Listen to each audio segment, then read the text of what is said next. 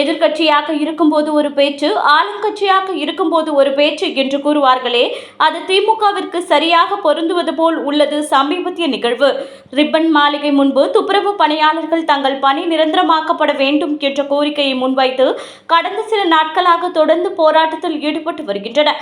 இதற்காக பேச்சுவார்த்தை நடத்துவதற்கு அமைச்சர் சேகர்பாபு முன்வந்து நேற்று இரவு அவர்களிடம் போராட்டத்தை உடனடியாக கைவிடுமாறு கேட்டுக்கொண்டார். ஆனால் அவர்களது கோரிக்கைகளுக்கு தீர்வு கிடைக்காததால் அவர்கள் இதை ஏற்க மறுத்துவிட்டதாக தெரிகிறது. இதனால் கோபமடைந்த அமைச்சர் சேகர்பாபு பேட்டியின் போது கடுமையான வார்த்தைகளை பயன்படுத்தி பேசியதாகவும், இது சமூக வலைதளங்களில் பெரும் விவாதத்தை ஏற்படுத்தியதாகவும் தகவல்கள் வெளியாகின. மறுபுறம் 2021ஆம் ஆண்டு திமுகவின் தேர்தல் அறிக்கையில் 12,000 துப்புரவு பணியாளர்களை நிரந்தரமாக பணியில் அமர்த்தப்படுவதற்கு உறுதியளிக்கப்பட்டிருந்தது.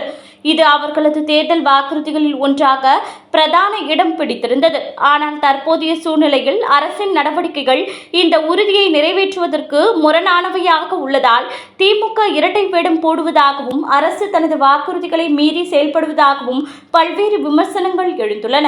இந்த பிரச்சினைக்கு நிரந்தர தீர்வு காண அரசு மேலும் பேச்சுவார்த்தைகளை முன்னெடுத்து துப்புரவு பணியாளர்களின் கோரிக்கைகளை பரிசீலித்து உரிய நடவடிக்கைகளை எடுக்க வேண்டிய அவசியம் உள்ளது.